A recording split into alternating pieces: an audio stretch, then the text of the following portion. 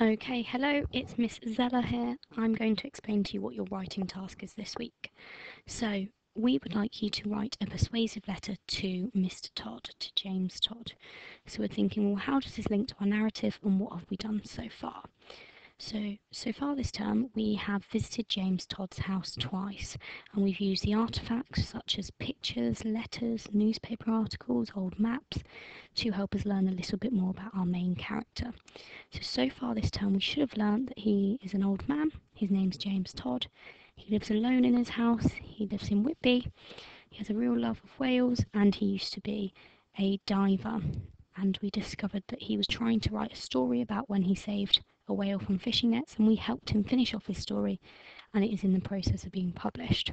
When we visited the house for a second time, we discovered that his house lies very close to the edge of the cliff. The cliff, West Cliff, where he lives, has really suffered from coastal erosion, and that he's had many letters from the council that have told him that he needs to move because he's in danger.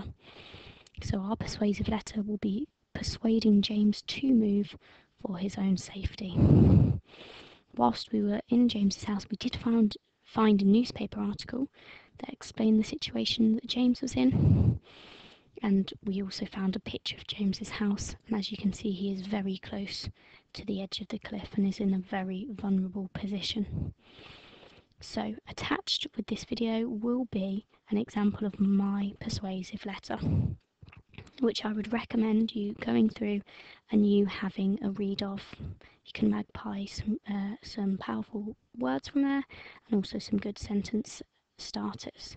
So here I've given you a recommendation of maybe how you could structure your letter, but you don't have to.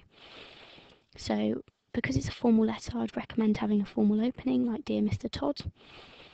Your letter should have an introduction which explains the aim of the letter and why you are writing it. So the aim of our letter is to persuade James Todd to move out of his house. Within your letter, you could write what has happened to James's house and the surrounding neighbourhood. You could explain to James what is coastal erosion. You could use a diagram to aid James's understanding. You could explain what happens if he doesn't move. So obviously he will be in danger. He will lose many of his belongings, many of his treasured items, his memories. And then I'd finally sum up your argument in maybe one sentence and then formally sign it off with yours sincerely.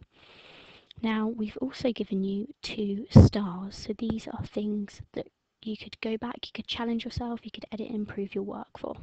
So we've said to include powerful vocabulary, so these are powerful adjectives and powerful verbs. So if I have a look at my letter, powerful vocabulary, so I put, it is my duty to relate to you how urgent it is for you to relocate, not just maybe have a think about it. I'm saying it's urgent that you relocate. I've called it the merciless sea. I've said he's in a vulnerable position. I've used things like the unforgiving depths of the ocean, salvaged. These are all powerful vocabulary that is going to make James more likely to move.